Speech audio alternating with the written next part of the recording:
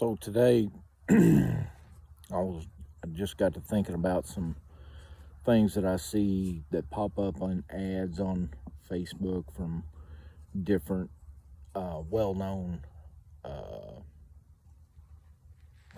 uh, clothing manufacturers and stuff like that, as far as come from hunting and all that. And one of them, and it kind of cracks me up the way that we go about our business of hunting, because it's become such a commercial thing that we don't even pay real good attention to the actual hunt anymore. It's all about what we buy and so on and so forth, and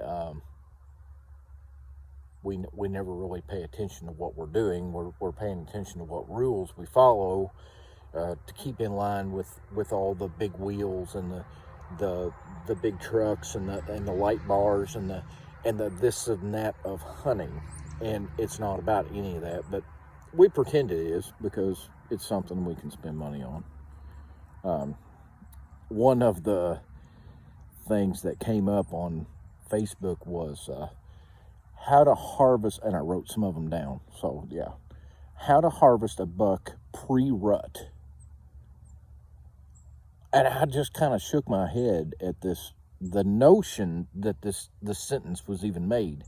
Well, how do I kill a buck during pre-rut? How would I do that? Well, you hunt during the pre-rut. That's how. You put your bud in the tree stand, or your bud in the blind, or wherever it is that you hunt from during pre-rut, and you hunt that way.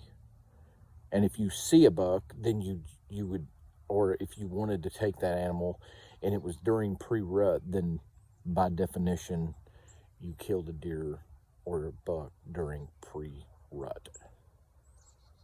Yeah. And I mean, they sell magazine articles on this, on how to. Okay. Another one, how to intercept a rutting buck.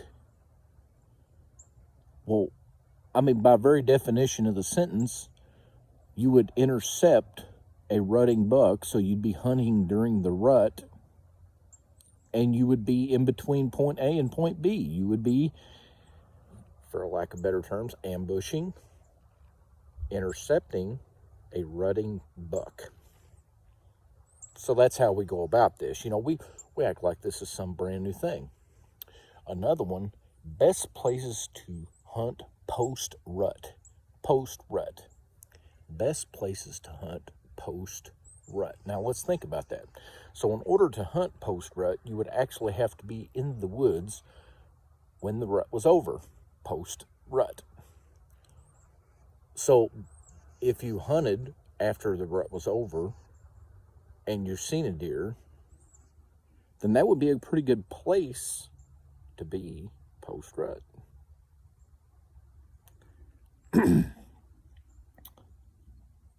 Let's see, what's another one?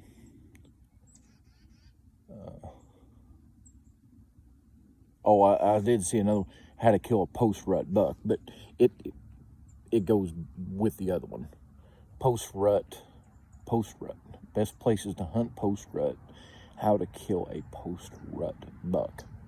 Well, by definition, you would hunt after the rut's over. And if you were going to kill a post-rut doe, it would be after the rut was over. After the rut was over. And then if you were going to kill a post-rut buck, then you would be hunting after the rut was over, and you would kill a buck. So what does all of these things have in common? Where are we at with all of these? Is the fact that you would be hunting in the woods or in a field, is that you would be doing the act of hunting. Okay, so basically what you have to do to kill a pre-rut buck is hunt. What you have to do to kill a post-rut is hunt. And what you have to do to kill a rutting buck is hunt. So that's where we're headed with today's language of hunting. You know, we like to make things special, and it's not special. And one thing that I love is we use the term harvest now. Harvest. And I do it too. we capitalize on this term of harvest, and we don't use the term kill anymore for game. We harvest, and we're always so blessed, and we're always, man, we just pray, just awesome for the opportunity to be out here. You hunted. It is not rocket science. It's unbelievable to me to see how the traps we fall in. Here's the thing. If you want to kill game, or if you want to harvest game, because it sounds so much better that way. If you want to harvest game, then you pick your butt up off the couch and you go somewhere where there's game and you harvest that game. We think way too highly of ourselves. And it's amazing to me to hear, and maybe I'm too critical, maybe I'm the judgmental one, I don't know. But I think we have really, really went overboard on this whole harvesting thing. I'm trying to go off my notes here. To harvest and kill.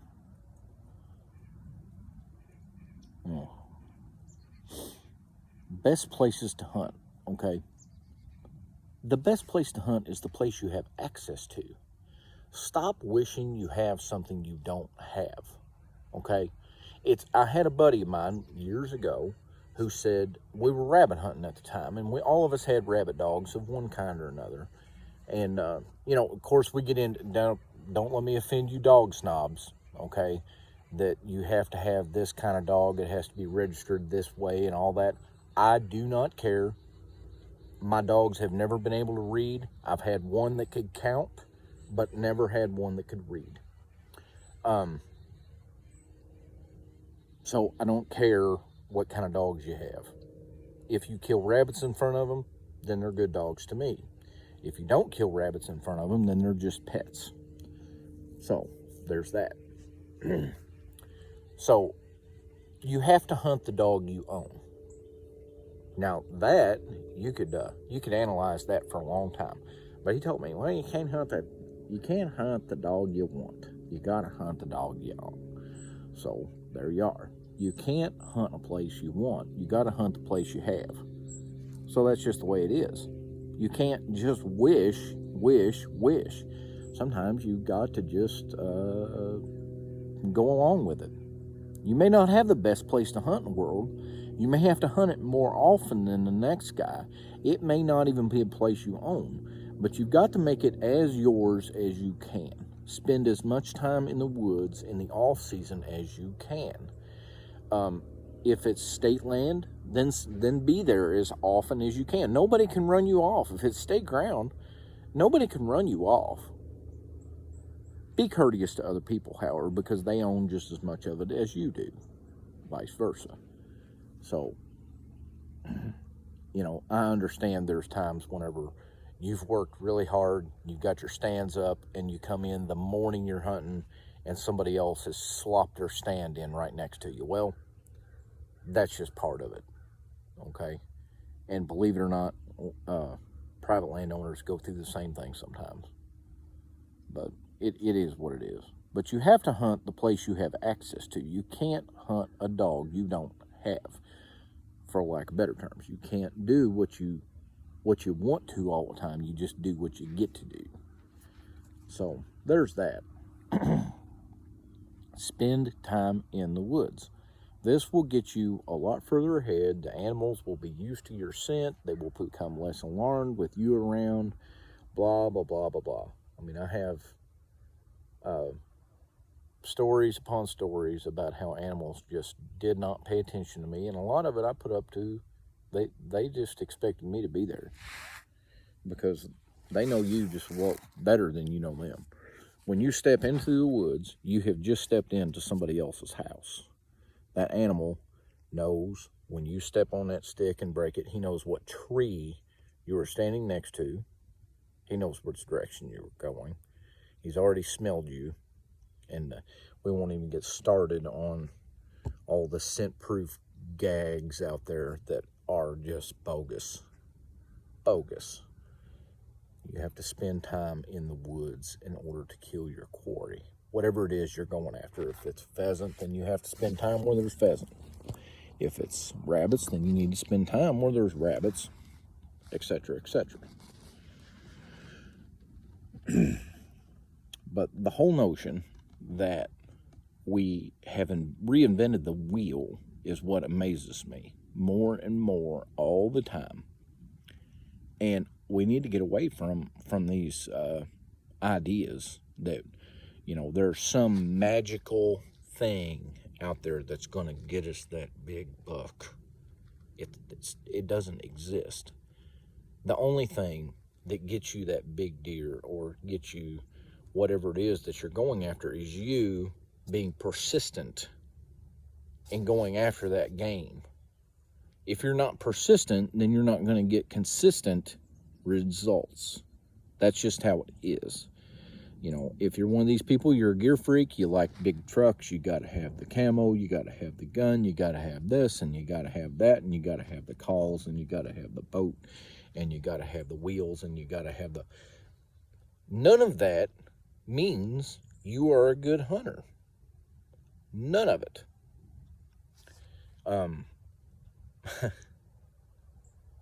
It amazes me how commercialized we've gotten. And let's see. So I'll get off that. I'll get off of the how to harvest a buck pre-rut. I'm going to move on to something else. Now, this is just food for thought. Now, here in Indiana, we've been going on a few years where we've had centerfire rifle season, and you can use a centerfire rifle on private ground. Okay, now I have heard many stories of how they shot the deer at 70 yards with a 270 with core locket bullets, and they made a direct 2-lung shot, and the deer ran 159,000 yards. Exaggeration. But the deer run 300 yards, fall over. Very little blood trail. Okay. I think people thought that there's a time and a place to use a rifle. The bullet that is coming out of that 270, that factory load, is not meant to hit anything until after about 100 yards. It is definitely not meant to shoot something at 20 yards with. And the shock value of that bullet is a lot lower than the 1-ounce slugs we used to shoot deer with here in Indiana. You used to shoot a deer in behind the shoulder with a 1-ounce slug. They done the old spin and turn and flopped over dead. Okay, now we've got 270s in the woods. People are shooting them in the same spot, and they're running 300 yards, and we can't figure out why, because obviously a 270 is better than a 12-gauge slug. No, it is not. It does not make as much shock. It does not have the knockdown power at close range. There are many things that go into this, okay? So we've spent all of our money on these 270s that drive nails. 6.5 Creedmoors drive nails. We have 7mm Remington Magnums that drive nails. We have 308 Winchesters that drive nails. 243s drive nails, drive nails, drive nails. All to hit a 10-inch target in the woods. And we're disappointed because these deer don't fall over as soon as we squeeze the trigger like they used to do with the old 12-gauge slugs.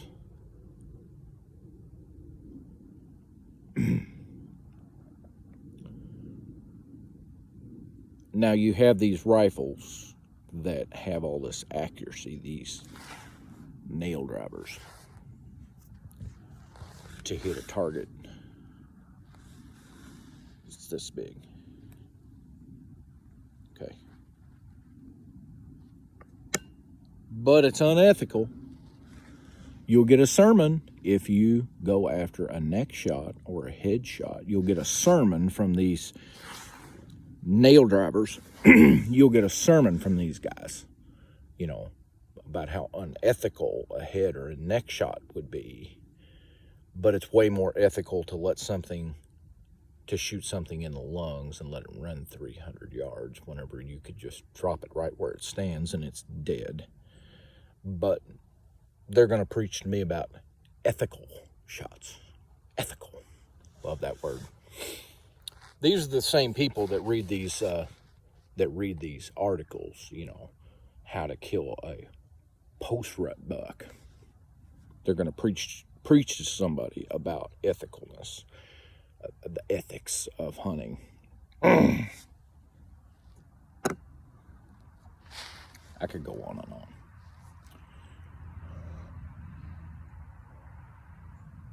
I really don't know where we're headed with all the commercialized, we've got all these new calibers come out. New calibers, 26 caliber's been around a long time, guys. Look up the 264 Win Mag. Just an outside shot. 270 Winchester's been out there a long time. 28 caliber, 7mm, been around a long time. 30 caliber. But we're going to reinvent the wheel, and we're going to go kill those post-rut bucks with nail driving guns, and we're going to make ethical shots, and we're going to let stuff run hundreds of yards, and then we're going to turn around and we're going to preach to someone about an unethical headshot.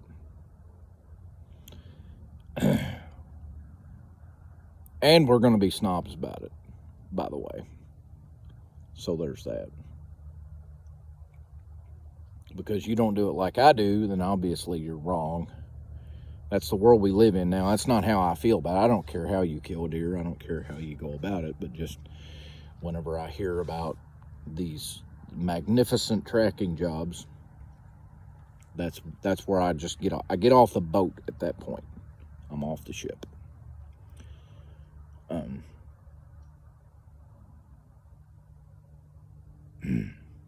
about all I have. I've been on a little bit of a tirade here lately with all the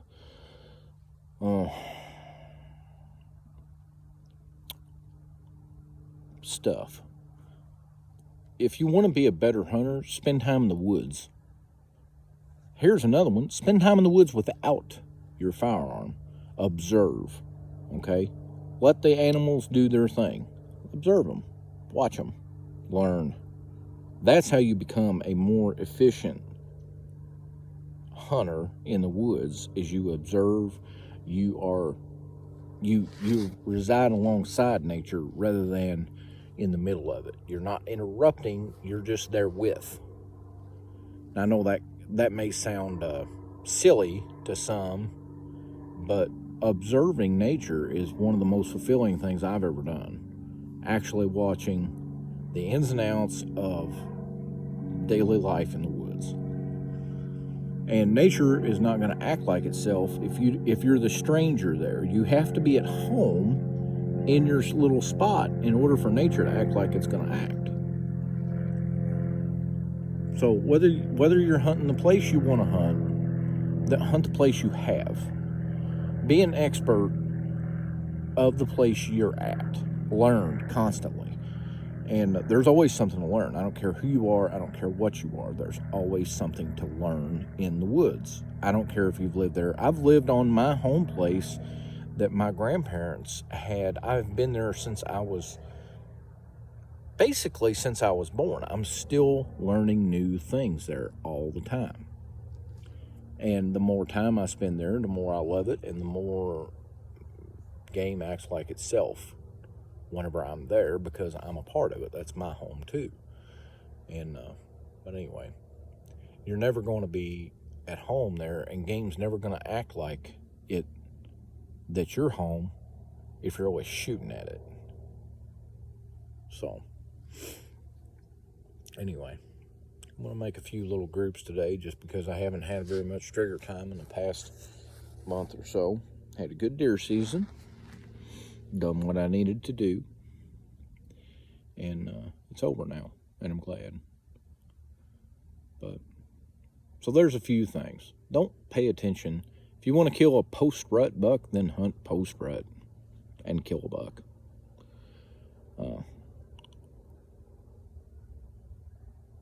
If you want to kill a buck during the rut, hunt during the rut. If you want to kill a, let's see, if you're looking for the best place to hunt deer, it's where you're already at. It's where you already have permission. You don't need to go anywhere else. The best place to hunt is the place you're hunting. Just kind of the way it is. We need to be a little more obvious about what we do. So, anyway,